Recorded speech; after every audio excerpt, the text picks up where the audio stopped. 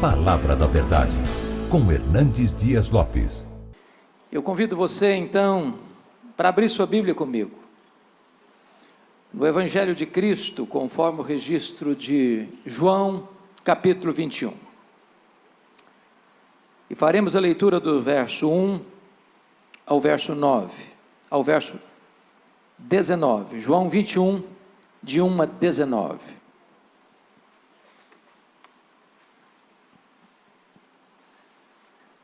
Está escrito o seguinte: depois disto, tornou Jesus a manifestar seus discípulos junto do mar de Tiberíades, e foi assim que ele se manifestou. Estavam juntos Simão Pedro, Tomé, chamado Dídimo, Natanael, que era de Caná da Galileia, os filhos de Zebedeu, e mais 2 de seus discípulos. Disse-lhe Simão Pedro: vou pescar. Disseram-lhe os outros: também nós vamos contigo. Saíram e entraram no barco, e naquela noite nada apanharam. Mas ao clarear da madrugada estava Jesus na praia. Todavia os discípulos não reconheceram que era ele. Perguntou-lhe Jesus: filhos, tendes aí alguma coisa de comer? Responderam-lhe: não. Então lhes disse: lançai a rede à direita do barco e achareis. Assim fizeram e já não podiam puxar a rede, tão grande era a quantidade de peixes. Aquele discípulo a quem Jesus amava disse a Pedro: é o Senhor. Simão Pedro, ouvindo que era o Senhor, cingiu-se com sua veste, porque se havia despido, e lançou-se ao mar. Mas os outros discípulos vieram no barquinho, puxando a rede com os peixes, porque não estavam distantes da terra, senão quase 200 côvados, aproximadamente 100 metros. Ao saltarem em terra, viram ali umas brasas, e em cima peixes, e havia também pão. Disse-lhes Jesus: trazei alguns dos peixes que acabastes de apanhar. Simão Pedro entrou no barco e arrastou a rede para a terra, cheia de 153 grandes peixes. E não obstante serem tantos, a rede não se rompeu. Disse-lhes Jesus: vinde, comei. Nenhum dos discípulos ousava perguntar-lhe: quem és tu? Porque sabiam que era o Senhor. Veio Jesus, tomou o pão e lhes deu, e de igual modo o peixe. Já era esta a 3ª vez que Jesus se manifestava aos discípulos, depois de ressuscitado dentre os mortos. Depois de terem comido, perguntou Jesus a Simão Pedro: Simão, filho de João, amas-me mais do que estes outros? Ele respondeu: sim, Senhor, tu sabes que te amo. Ele lhe disse: apacenta os meus cordeiros. Tornou a perguntar-lhe pela 2ª vez: Simão, filho de João, tu me amas? Ele lhe respondeu: sim, Senhor, tu sabes que te amo. Disse-lhe Jesus: pastorei as minhas ovelhas. Pela 3ª vez Jesus lhe perguntou: Simão, filho de João, tu me amas? Pedro entristeceu-se por ele lhe ter dito pela 3ª vez: tu me amas? E respondeu-lhe: Senhor, tu sabes todas as coisas, tu sabes que eu te amo. Jesus lhe disse: apacenta as minhas ovelhas. Em verdade te digo, que quando eras mais moço, tu te cingias a ti mesmo, e andavas por onde querias. Quando, porém, fores velho, estenderás as mãos, e outro te cingirá e te levará para onde não queres. Disse isto para significar com que gênero de morte Pedro havia de glorificar a Deus. Depois de assim falar, acrescentou-lhe: segue-me. Eu quero pedir permissão a vocês para só voltar nesse texto já na conclusão da minha fala. Meu propósito nesta manhã é apresentar a vocês o apóstolo Pedro. Quem foi este homem? Que foi discípulo, que foi apóstolo de Cristo e o líder deles. Quem foi este homem que abriu a porta do evangelho para judeus e gentios? Quem foi este homem que, cheio do Espírito Santo, pregava e os corações se derretiam? Orava pelos enfermos e eles eram curados. Quem é este homem que, tomado de santa ousadia, não temia mais açoites, nem prisões, nem mesmo martírio? Quem é este homem? Este homem é mais do que um nome. ele é um emblema. Este homem é um símbolo de quem você é e de quem eu sou, de quem nós somos. Pedro é um retrato da humanidade, dos seus avanços e recuos, das suas escaladas e quedas,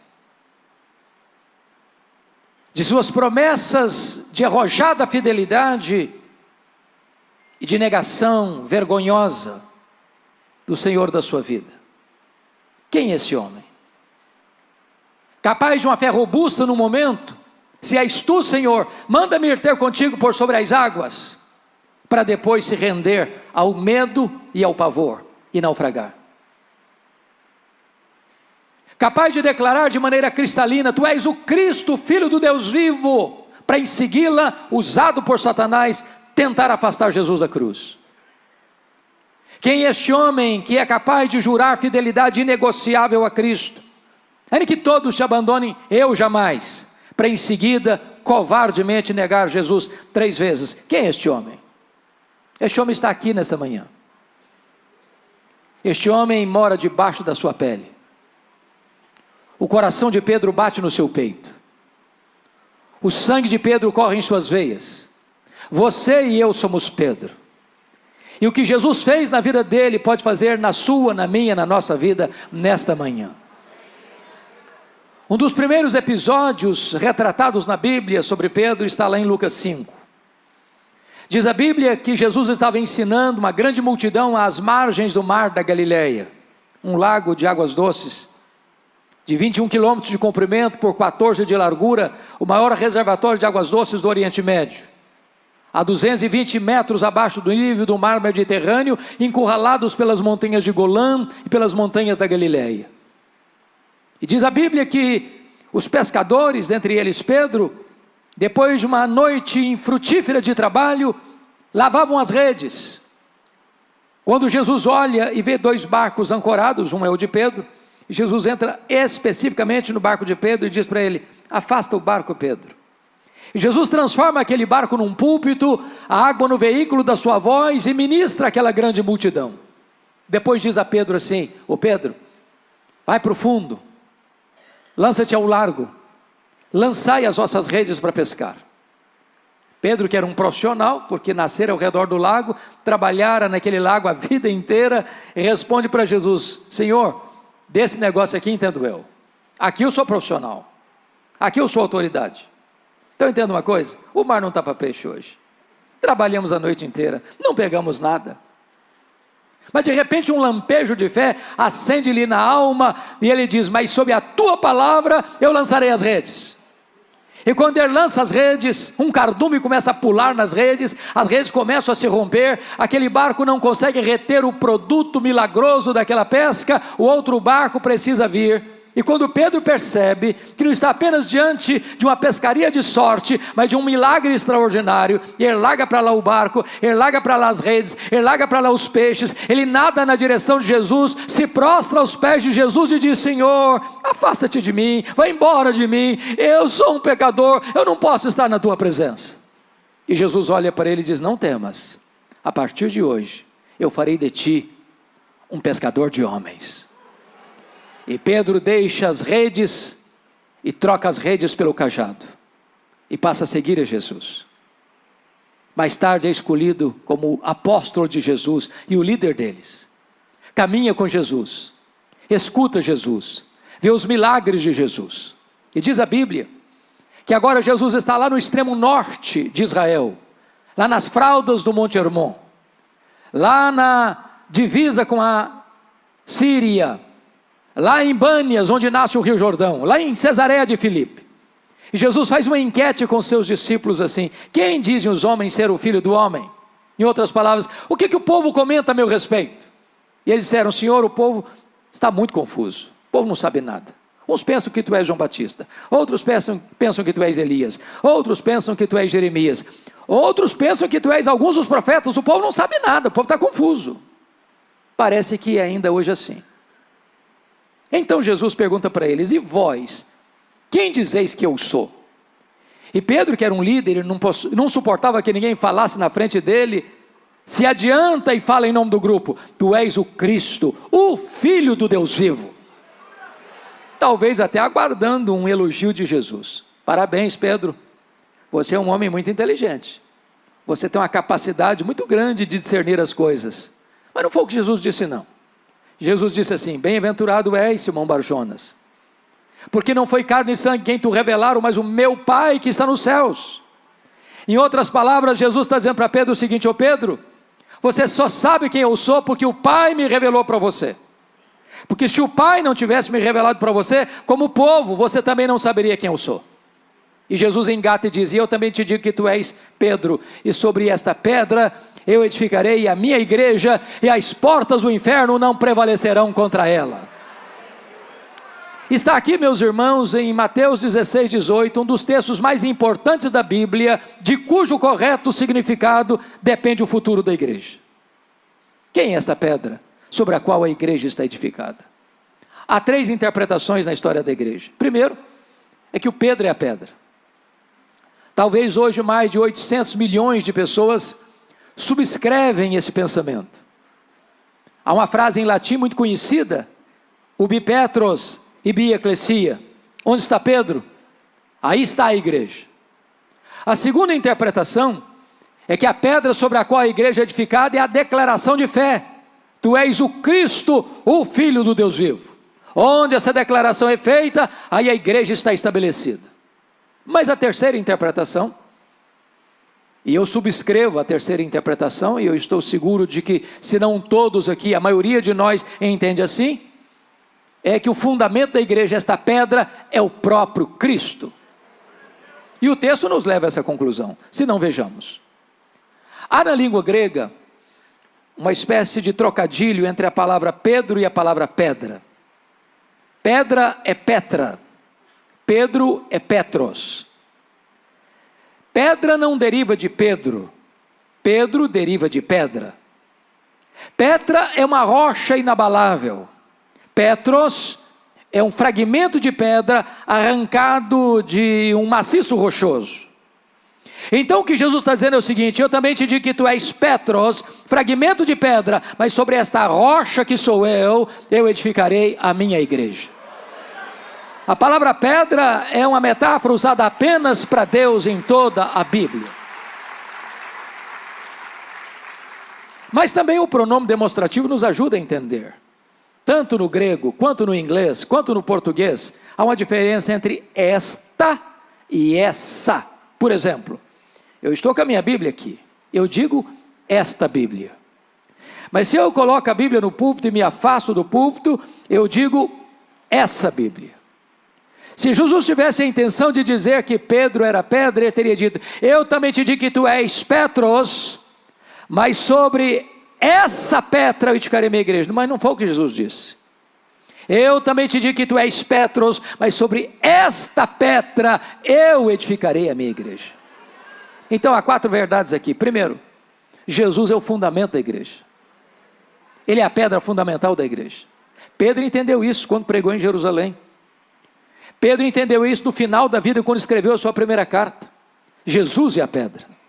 Paulo entendeu isso quando disse: ninguém pode lançar outro fundamento além daquele que já foi posto, o qual é Cristo Jesus nosso Senhor. Então a igreja está debaixo, a igreja está fundamentada sobre esta base sólida que não se abala: Jesus Cristo nosso Senhor.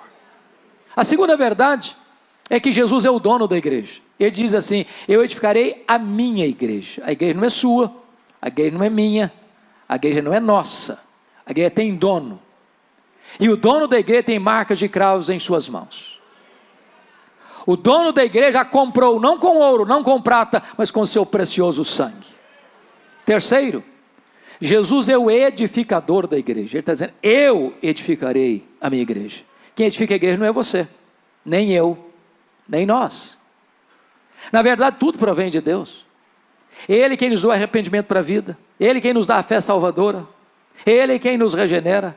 É Deus quem nos justifica, é Deus quem nos santifica, é Deus quem nos batiza pelo Espírito no corpo de Cristo, é Deus quem nos sela com o Espírito Santo, é Deus que nos deu o Espírito como penhor da nossa redenção, é Deus quem há de nos glorificar. Tudo provém de Deus, a salvação é obra de Deus de A a Z, para que toda a glória pertença a Ele. É Ele quem está edificando a sua igreja. Nós poderíamos usar todo o nosso conhecimento, toda a nossa metodologia, e nós não produziríamos sequer um convertido. Não fora Deus, nenhum de nós estaria aqui nesta manhã. Ele quem está edificando a sua igreja. Mas em quarto lugar, Jesus é o protetor da igreja, e as portas do inferno não prevalecerão contra ela. Não importa se vem perseguição, não importa se a situação se tornará adversa, meus irmãos, nada nem ninguém pode deter os passos da igreja, porque a igreja é vitoriosa, a igreja é indestrutível, porque aquele que morreu por ela a protege do mal. Diz o texto de Mateus 16, que depois de Jesus deixar isso claro para os seus discípulos, ele vira uma página e começa a ensinar uma nova fase do discipulado, e pela primeira vez, ele compartilha com seus discípulos, que era necessário que ele subisse para Jerusalém, fosse entregue nas mãos dos principais sacerdotes e escribas, para ser crucificado, para ressuscitar ao terceiro dia. E quando Pedro, que acabara de falar que ele era o Cristo, o Filho do Deus vivo, escuta isso, ele chama Jesus à parte, vem cá Jesus, vem cá um pouquinho, vem cá. E passa a repreender a Jesus. Tem compaixão de ti mesmo. Que é isso? Larga a mão desses pensamentos doentios, soturnos. Não pensa em cruz não, pensa em vida. E Jesus olha para ele e diz: arreda, Satanás, és para mim causa de tropeço. Tu não cogitas as coisas de Deus, apenas as coisas dos homens. Irmãos, entendamos isso. Se a igreja estivesse edificada sobre Pedro, ela estaria edificada sobre uma areia movediça. Mas bendito seja Deus, a igreja está edificada sobre uma rocha que não se abala. Mas vamos entender algo aqui. O que é que Jesus não disse? Jesus não está dizendo que Pedro é Satanás. Segundo, Jesus não está dizendo que Pedro está endemoniado. Terceiro, Jesus não está mandando Pedro arredar. Quarto, Jesus está mandando Satanás arredar. Que Satanás? O Satanás que está induzindo Pedro a afastar Jesus da cruz. Porque se não entendermos isso, a gente vai dizer: arreda Pedro, aí o Satanás fica. Não, Satanás arreda, Pedro fica. Pedro é discípulo, Pedro é apóstolo. Em Pedro, Jesus vai continuar trabalhando e investindo. Eu quero dizer para você que apesar dos nossos deslizes e fracassos, o Senhor Jesus não abre mão da nossa vida, Ele não desiste de nós. Tanto é prova, meus amados, que uma semana depois, Jesus sobe um alto monte para orar. E quem Ele leva consigo? Pedro, Tiago e João. A tradição diz que é o Monte Tabor, outros acham que é o Monte Hermon. Não importa que monte, cristão não faz peregrinação sagrada. Para o cristão todo o solo é sagrado. Jesus está aqui nesta manhã, e Ele é digno de toda honra, de toda glória e de todo louvor. Mas diz a Escritura que o Senhor Jesus sobe este monte para orar e ora, e Pedro e os seus colegas dormem, porque o que dá prazer em Jesus, dá cansaço neles. No topo daquela montanha, 4 milagres aconteceram. Primeiro milagre, Jesus foi transfigurado diante deles. Segundo milagre, Moisés e Elias aparecem em glória, conversando com Jesus sobre a sua partida para Jerusalém, o seu êxodo, onde ele haveria de quebrar as nossas algemas, romper nossas cadeias e nos tornar livres. Terceiro milagre, uma nuvem luminosa os envelopa. Quarto milagre, de dentro da nuvem surge uma voz divina dizendo: este é o meu filho, o meu eleito, a ele ouvi. Apesar de ver tantos milagres, Pedro está sem discernimento espiritual. A cultura brasileira anda atrás de milagres. Há alguns que fazem propaganda de milagres que nem aconteceram. Há outros que acham que se nós contemplarmos mais milagres, nós vamos crer mais. A Bíblia não ensina isso. A Bíblia diz que a fé vem pelo ouvir, e ouvir a palavra de Deus. Se vocês perceberam, no topo desta montanha tem 3 gerações representadas: a geração de Moisés, a geração de Elias, a geração dos apóstolos. Leia sua Bíblia e você verá que essas foram as 3 gerações que mais viram milagres na história. E foram as 3 gerações mais incrédulas da história. Pedro está vendo milagres. Pedro está pisando no terreno sobrenatural. E primeiro, ele não discerne a centralidade da pessoa de Jesus. Ele está lá no topo daquela montanha dizendo assim: Senhor, bom estarmos aqui, então nós vamos fazer uma coisa, nós vamos fazer 3 tendas, uma vai ser do Senhor, outra vai ser do Moisés, outra vai ser do Elias. Ele achava que estava no controle, mas a Bíblia diz que ele não sabia o que estava falando. E por que ele não sabia o que estava falando? Porque estava falando uma bobagem. Ele estava comparando e equiparando Jesus a Moisés e Elias, ao representante da lei, ao representante dos profetas. Mas Jesus não é apenas um grande homem entre nós, Ele é o próprio Filho de Deus entre nós. Ele é único, Ele é incomparável, Ele é absoluto. Mas Pedro não apenas não discerne a centralidade da pessoa de Jesus, Pedro não discerne a centralidade da missão de Jesus. Quando Jesus desce do monte, Jesus liberta o menino endemoniado, o devolve ao seu pai, e diz lá em Lucas 9, 43, 44, que diante desse extraordinário milagre de Jesus, todos se maravilhavam do quanto Deus fazia por intermédio dele. Todos quantos? Todos quem? Toda a multidão, inclusive os discípulos. E Jesus viu nisso um risco, um perigo, uma ameaça para os seus discípulos. A mesma descrita lá em João 6, quando Jesus multiplicou pães e peixes, a multidão queria fazer Jesus um rei político, um Messias político, um operador de milagres apenas.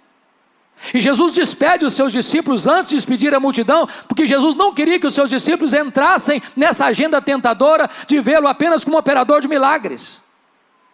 Aqui Jesus percebe a mesma coisa, está escrito em Lucas 9, 44 assim, Jesus se dirige aos discípulos assim: fixai nos vossos ouvidos as seguintes palavras: o Filho do Homem vai ser entregue nas mãos dos homens.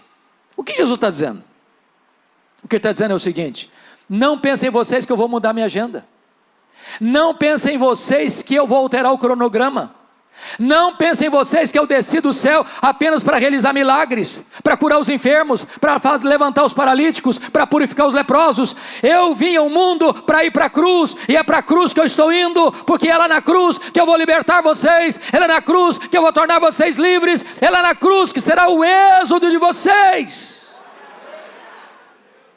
Mas Lucas 9, 45 diz que os discípulos não entenderam isto. Vendo milagres, mas sem saber quem é Jesus, vendo milagres, sem saber o que Jesus veio de fato fazer.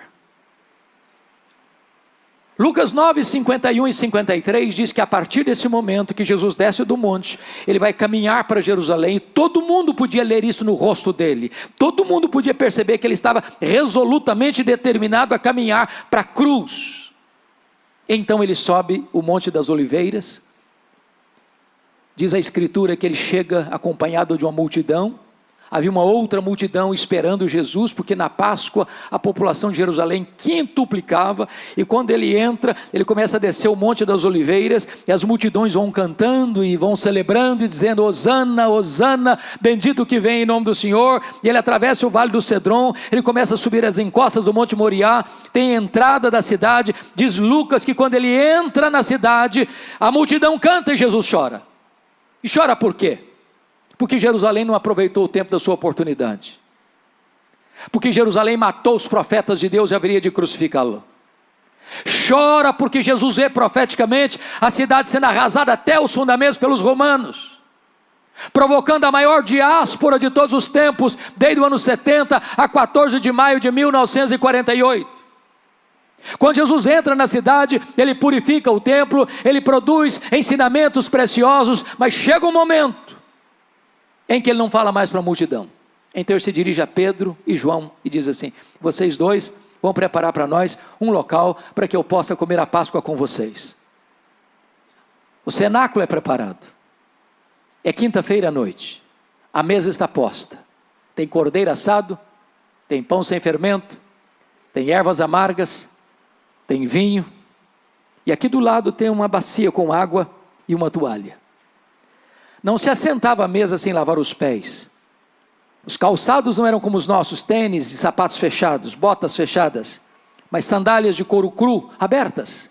Jerusalém fica dentro de um deserto, os pés sujos. As mesas não eram altas, onde você escondia os pés ficavam expostos. Mas os discípulos eram muito orgulhosos para lavar os pés uns dos outros, e então o que eles fazem? Eles se assentam à mesa com os pés sujos. E o papo que rola na mesa é este: quem de nós é o mais importante? Quem de nós tem maior projeção? Quem de nós tem primazia? E quando Jesus percebe que eles estão antenados noutro canal, quando Jesus está mergulhado na sombra da cruz, Jesus os choca, não com palavras, mas com atitudes.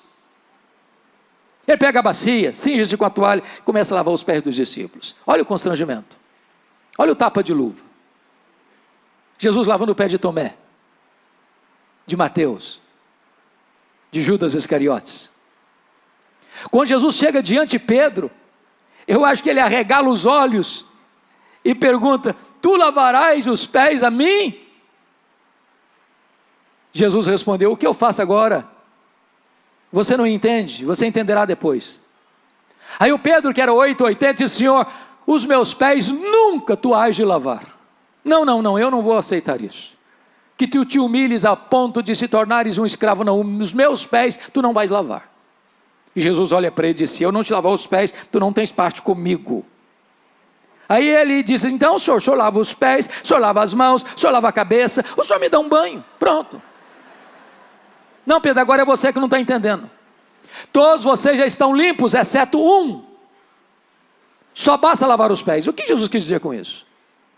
Todos vocês já passaram pelo lavar regenerador do Espírito Santo. Isso acontece uma única vez na vida e nunca mais precisa se repetir. Mas aqueles que já foram regenerados precisam constantemente no processo da santificação. Ali, irmãos, há um corte radical na história da humanidade. Porque no cenáculo, Jesus, ao comer a Páscoa, encerra esse ciclo. Quando ele pega um pão, o parte e diz: este pão é o meu corpo, que é dado por vós. Tomai e comei, faz isto em memória de mim. Quando ele pega o copo de vinho e diz: este cálice é a nova aliança em meu sangue. Tomai e bebei dele todos, fazei isto em memória de mim. Ali encerra a Páscoa judaica. Ali começa um novo tempo na história. Não tem mais matança de cordeiro, não tem mais sacrifício. Agora Jesus se apresenta como o Cordeiro de Deus que tira o pecado do mundo. Agora ele é o nosso Cordeiro Pascal.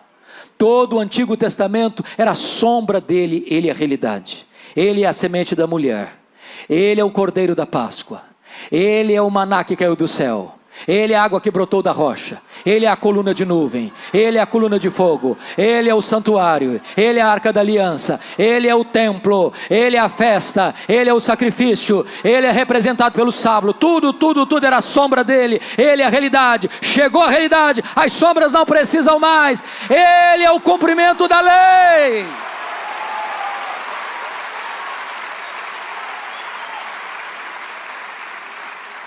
Depois que ele participa e celebra a ceia, ele diz assim para os seus discípulos, ao caminhar já para descer para o Monte das Oliveiras, e diz assim: nesta noite todos vós vos escandalizareis comigo, como está escrito: ferirei o pastor e as ovelhas ficarão dispersas. Então Jesus se aproxima do Pedro, diz: Pedro, Satanás os requereu para peneirares como trigo, mas eu roguei por ti para que a tua fé não desfaleça. Quando te voltares para mim, fortalece os teus irmãos. Eu acho, pastor Josué, que o Pedro deu uma raspada na garganta e disse: Senhor, eu sei o que está acontecendo, eu sei que o clima está tenso, eu sei que nos bastidores eclesiásticos aí estão tramando a tua prisão e a tua morte. Aqui para nós, Jesus, eu acho que os meus colegas não têm tutano para aguentar isso não. Mas deixa eu dizer uma coisa para o senhor: eu sou um cabra macho, a corda não rói do meu lado, o senhor conta comigo. Ainda que todos te abandonem, eu jamais, aliás, por ti darei minha vida. Eu estou pronto a ir contigo para a prisão e para a morte. Aí Jesus olha para ele e diz: Pedro, pois em verdade te digo que nesta mesma noite, antes que o galo cante, tu me negarás 3 vezes. Acho que o Pedrão se calou. Acabaram de descer o Monte Sião, cruzaram o Vale de Cedron, mergulharam nas fraldas do Monte das Oliveiras, onde tinha uma prensa de azeite, o jardim do Getsêmani. Diz a Bíblia que Jesus deixou 8 dos seus discípulos para trás, porque Judas não está mais entre eles. Pegou Pedro, Tiago e João e diz: vocês, vem comigo. Quando Jesus ficou sozinho com os 3, Jesus abriu o coração para eles e disse: a minha alma está profundamente triste até a morte. Ficai comigo, vigiai comigo. E diz a Bíblia que Jesus avança sozinho para o interior do jardim. Ele, o Rei da Glória, o Criador do Universo, prostra-se com o rosto no chão. E segundo Hebreus 5:7, ele oferece forte clamor e lágrimas àquele que podia libertá-lo da morte. E ele ora, e ele chora, e ele ora, e ele chora, e ele ora, e ele chora. Diz: Pai, se possível, passe de mim este cálice sem que eu beba, se não seja feita a tua vontade. Quando ele se levanta desse primeiro período de oração e vai aos 3 discípulos, eles estão dormindo. E Jesus não acorda os 3, não, acorda Pedro. Pedro, nenhuma hora pudeste vigiar comigo? Vigiai e orai para que não entreis em tentação. O espírito está pronto, mas a carne é fraca. E Jesus volta para o segundo período de oração, e ora e chora, e ora e chora, e ora e chora, e fala as mesmas palavras. Vem um anjo do céu e o consola. Jesus volta-se para Pedro, e os seus colegas estão dormindo de novo. Jesus volta para o terceiro round de oração. Agora a luta é mais titânica, a batalha é mais renhida. Agora Jesus não molha o chão apenas com as suas lágrimas, mas também com o seu sangue, numa luta de sangrento suor. A pergunta, irmãos, é: que cálice era esse que trazia tanta angústia em Jesus? Será que este cálice era a certeza que os seus discípulos o abandonariam? Será que era a certeza que uma turba fortemente armada, capitaneada por Judas Iscariotes, o prenderia naquela noite? Será que era a certeza que ele seria levado ao sinédrio para ser cuspido e esbordoado? Será que era a certeza de que costurariam contra ele 2 pesadas acusações: blasfêmia contra Deus e conspiração contra César? Será que era a certeza de que o governador Pôncio Pilatos, covardemente, para atender ao grito da multidão, o entregaria à cruz? Será que era a certeza de que ele caminharia pelas apinhadas ruas de Jerusalém, sob os apupos e vaias de uma multidão ensandecida? Será que era a certeza que ele seria esticado naquele leito vertical da morte, suspenso entre a terra e os céus? E a resposta é 1000 vezes não. Este cálice era a santa ira de Deus, que devia cair sobre a sua cabeça, sobre a minha cabeça. Este cálice era a certeza de que ele, sendo amado do Pai, gritaria na cruz: Deus meu, por que me desamparaste? Este cálice era a certeza de que, sendo ele santo, santo, santo, ele seria feito pecado por nós. Este cálice era a convicção de que, sendo ele bendito eternamente, seria feito maldição por nós. Notem vocês, a angústia que Jesus trava não é na cruz, é no Getsêmani. Quando ele termina esse terceiro período de oração, não tem mais angústia nele. Não tem mais angústia nele. Quando ele termina esse terceiro período de oração, ele se levanta, dá uma balançada em Pedro e nos seus colegas, diz: acordai, vamos-nos, o inimigo se aproxima.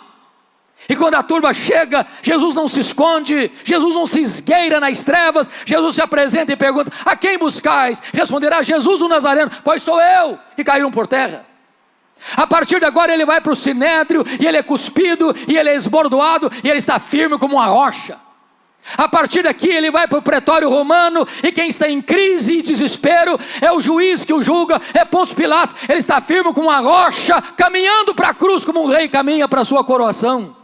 A partir daqui ele caminha debaixo do lenho maldito. As mulheres choram, e ele pergunta: por que vocês estão chorando por mim? Não chorem por mim, chorem por vós e por vossos filhos.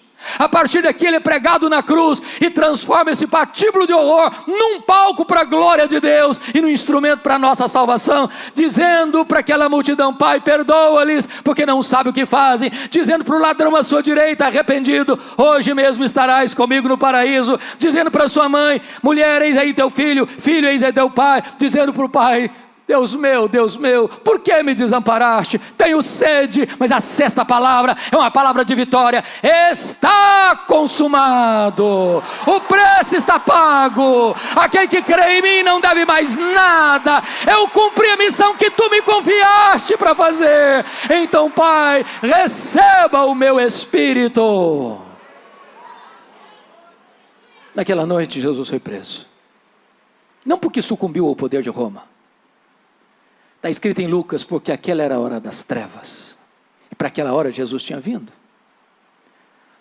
Os discípulos de Jesus se dispersaram, acovardados, e Pedro também, ia seguindo Jesus de longe, sorrateiro e furtivamente, conseguiu entrar lá na casa do sumo sacerdote. Tinha uma fogueira acesa, a noite estava fria, e ele tenta se aquentar ali ao redor daquela fogueira, quando passa uma criada, no lusco-fusco da noite, olha bem para ele, consegue discerni-lo, e diz assim: tu também és discípulo dele?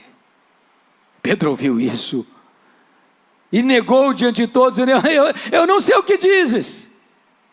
Ele sai aqui, desta área, vai lá para o alpendre, tenta se esconder por lá, quando passa outra criada e olha, o discerne e diz assim para os colegas: aquele lá é discípulo dele também.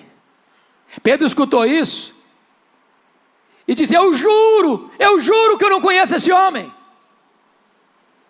Passaram alguns homens, o reconheceram e disseram: esse sotaque seu nortista, esse sotaque de Galileu, é indisfarçável, você é discípulo dele mesmo, você é mesmo. E ele agora não apenas nega, ele agora não apenas jura, ele agora blasfema, ele fala palavrão, ele fala impropérios. Eu não conheço esse homem.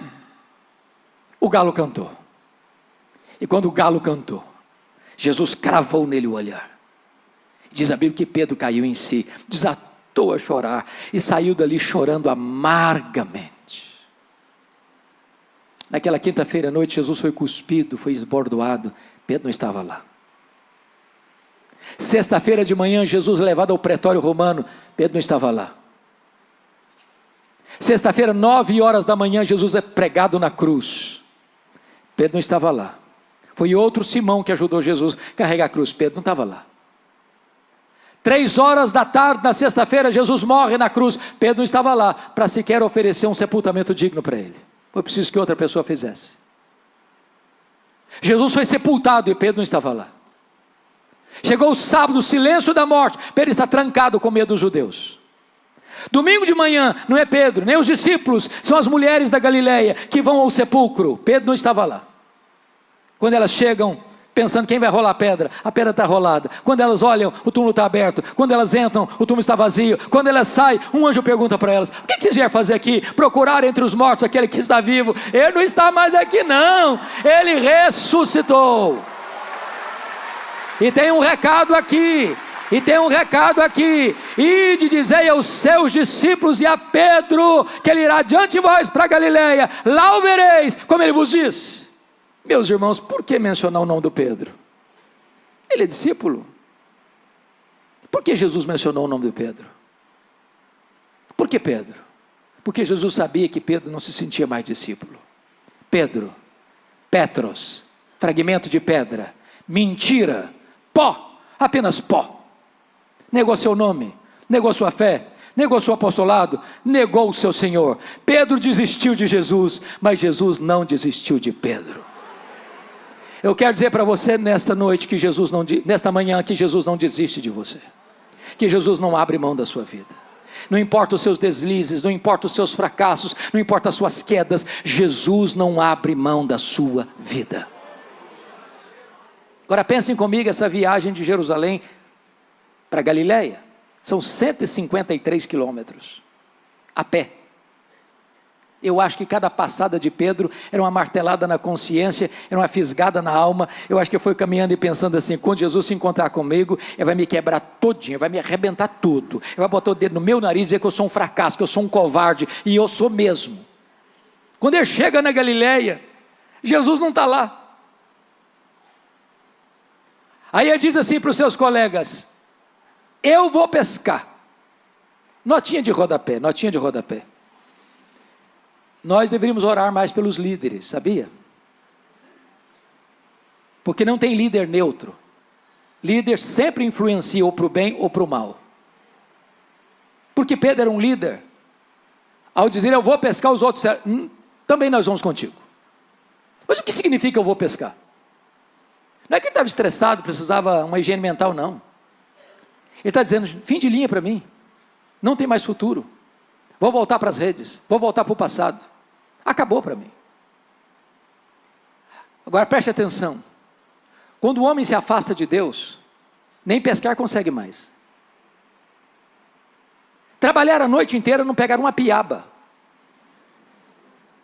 Já estão retornando já no clarear do dia. E tem alguém caminhando lá na praia, 100 metros. Eles estão a 100 metros de chegar.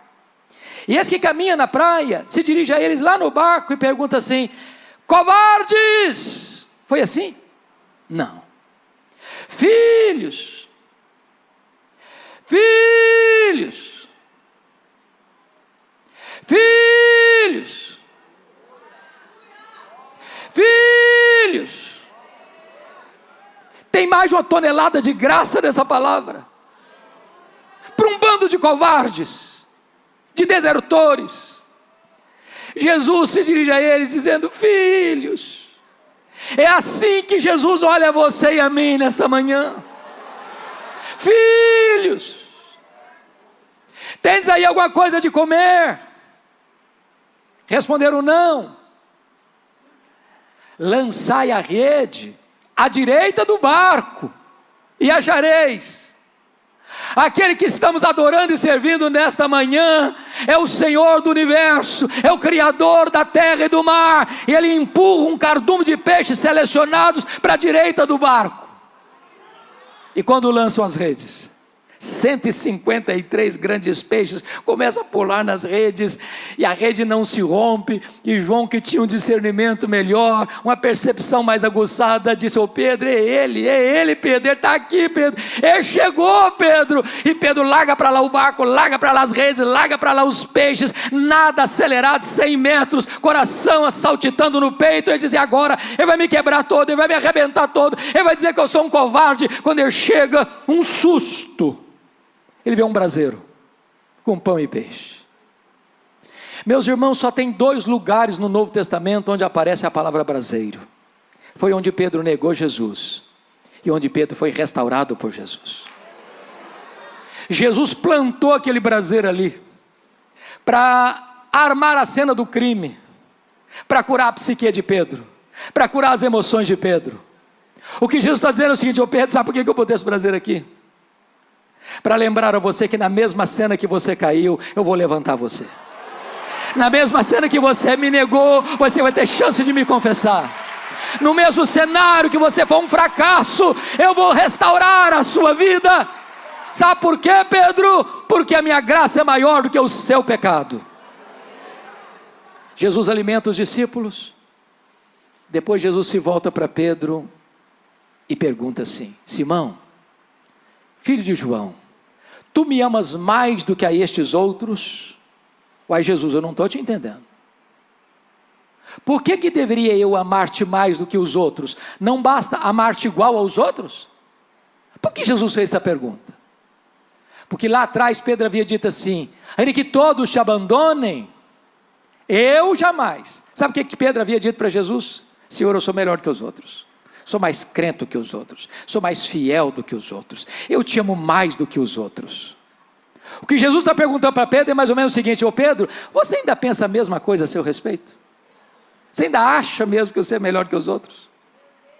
Você acha mesmo que você é mais crente do que os outros? Você ainda mantém a mesma opinião a seu respeito, Pedro? Sim, Senhor, tu sabes que eu te amo, então apacenta os meus cordeiros. Aí Jesus pergunta a segunda vez, Simão, filho de João, tu me amas? Agora não pergunta se ama mais não, só pergunta se ama. Sim, Senhor, tu sabes que eu te amo, então pastorei as minhas ovelhas. Aí Jesus perguntou a terceira vez, Simão, filho de João, tu me amas? Sim, Senhor, eu estou até triste com isso. O Senhor vai perguntar 3 vezes. Tu sabes todas as coisas, tu sabes que eu te amo. Então, apacenta as minhas ovelhas. Por que Jesus perguntou 3 vezes? Claro, que 3 vezes Pedro negou Jesus. Mas o que significa isso? Jesus está querendo dizer para Pedro o seguinte: ô Pedro, você caiu a primeira vez, meu filho? A minha graça é suficiente para levantar você. Você fracassou a segunda vez, Pedro? Eu ainda não desisti de você, a minha graça é suficiente para levantar você. Você caiu a terceira vez, Pedro? Ô Pedro, eu não abro mão da sua vida, a minha graça é suficiente para restaurar você. Ô Pedro, a minha graça é maior do que o seu pecado. Se eu pudesse botar isso, pastor Josué, numa narrativa de um jogo, eu narraria da seguinte maneira: Pedro negou Jesus a primeira vez, está perdendo de 1-0. Pedro negou a segunda vez, está perdendo de 2-0. Pedro negou a terceira vez, está perdendo de 3-0. Pedro, tu me amas? Sim, Senhor, tu sabes que eu te amo. 3-1, Pedro. Segunda vez: Pedro, tu me amas? Sim, Senhor, tu sabes que eu te amo. 3-2, Pedro. Terceira vez: Pedro, tu me amas? Sim, Senhor. 3-3, Pedro. Pedro, segue-me. 4-3 para a restauração. Deus muda o placar do jogo. Deus vira a mesa da história. Deus muda o cenário da vida.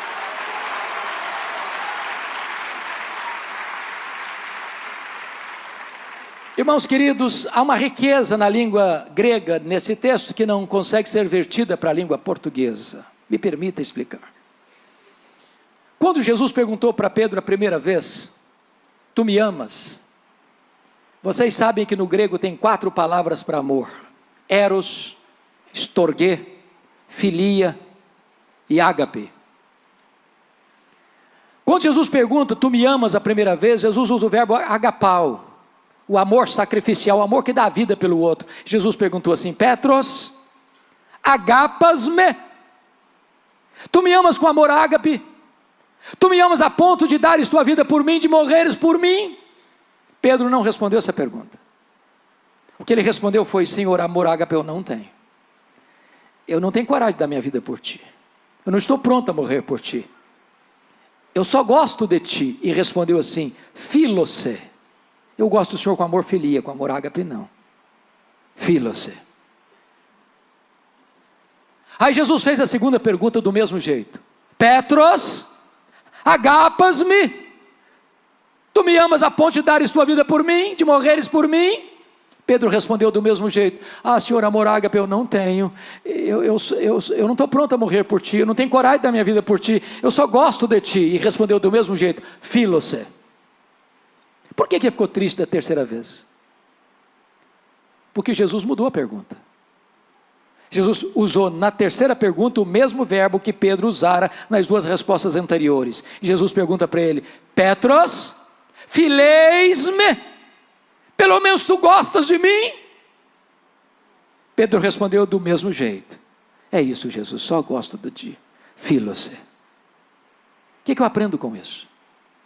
Quando Pedro, confiando em si, prometeu a Jesus de dar sua vida por ele, Pedro negou Jesus. Mas quando Pedro humildemente reconheceu que não tinha forças para dar sua vida por ele, aí Jesus o capacitou a dar sua vida por ele. Aqui Jesus restaura Pedro. Aqui Jesus levanta Pedro. A partir daqui Pedro é um homem de oração. A partir daqui Pedro é um homem cheio do Espírito Santo. A partir daqui Pedro prega e os corações se derretem. A partir daqui Pedro ora pelos enfermos e eles são curados. A partir daqui Pedro é um gigante nas mãos de Deus. Mas preste atenção numa coisa: Jesus não apenas restaura Pedro, Jesus restaura o ministério de Pedro. Pedro agora abandona as redes e troca as redes pelo cajado. Apacenta os meus cordeiros, pastoreia as minhas ovelhas, apacenta as minhas ovelhas. Talvez nesta manhã eu estou falando para pastores, para líderes, para gente de proa, para gente que um dia pôs a mão no arado e voltou atrás, que desistiu do ministério, que desistiu da liderança, que desistiu de estar na linha de frente. E eu quero dizer para você que Jesus está aqui nesta manhã para restaurar a sua vida, para restaurar o seu ministério, para devolver a você nesta manhã o cajado de pastor. É hora de você largar as redes e pegar o cajado. É hora de você pegar as redes para ser pescador de homens. É hora de você ser usado nas mãos de Deus. Agora preste atenção, versículo 18. Jesus diz: ô Pedro, você está lembrado daquele dia que você falou que estava pronto a morrer por mim? Estou sim, Jesus, estou sim. Pois bem, Pedro, esse dia vai chegar. Mas nem agora não, quando você ficar velho. Hoje você é jovem, você vai para onde você quer. Mas quando você ficar velho, eles vão cingir você, vão pregar você, vão crucificar você. E com esse gênero de morte, você vai glorificar a Deus. Eu acho, pastor Josué, que se não for a graça, Pedro deveria ser internado numa clínica psiquiátrica. Pensa comigo nisso. Está pregando um sermão abençoado, passa na cabeça dele, quando eu ficar velho, não vou ter aposentadoria, não vou numa casa de praia, não vou para uma casa de montanha, eu vou ser crucificado. Ele chega em casa, ele era casado, a esposa dele ia dar um abraço nele, passava pela cabeça dele, quando eu ficar velho, eu vou ser crucificado. Sem graça, irmãos, isso gera paranoia. Talvez você pergunte, mas como é que foi esse negócio? Como é que ele administrou isso? Como é que foi isso na vida dele? Ele vai contar para nós e eu termino aqui. Abra sua Bíblia lá em 2ª carta de Pedro, capítulo 1, versículo 14 e 15. Ele conta para nós como é que foi esse final. Veja lá.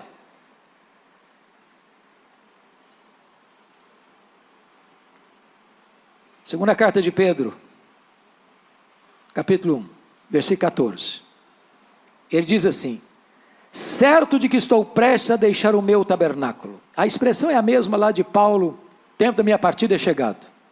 Mesmo significado. Certo de que estou prestes a deixar o meu tabernáculo, ou seja, estou prestes a morrer. Como efetivamente nosso Senhor Jesus Cristo me revelou. Ou seja, Jesus revelou para ele que ele ia morrer na velhice, ia morrer crucificado, ia ser cingido.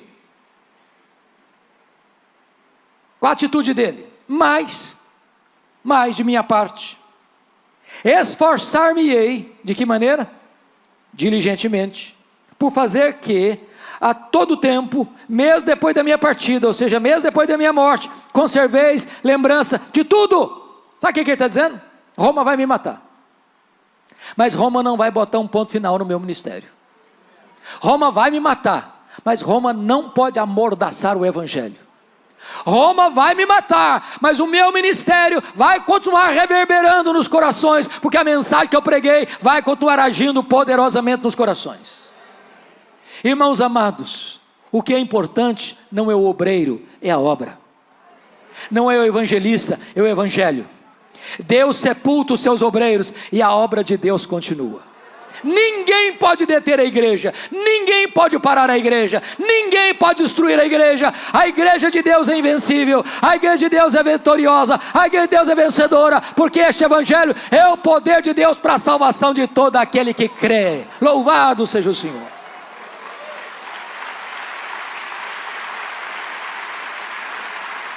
A minha oração nesta manhã, irmãos, é que Deus levante homens e mulheres cheios do Espírito Santo, da fibra de Pedro.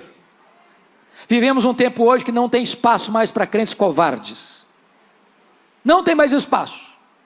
É hora de assumir uma posição e entender que se vivemos, para o Senhor vivemos. Se morremos, para o Senhor morremos. Quer pois vivamos, quer pois morramos, nós somos do Senhor. Que Ele abençoe sua vida e encoraje o seu coração.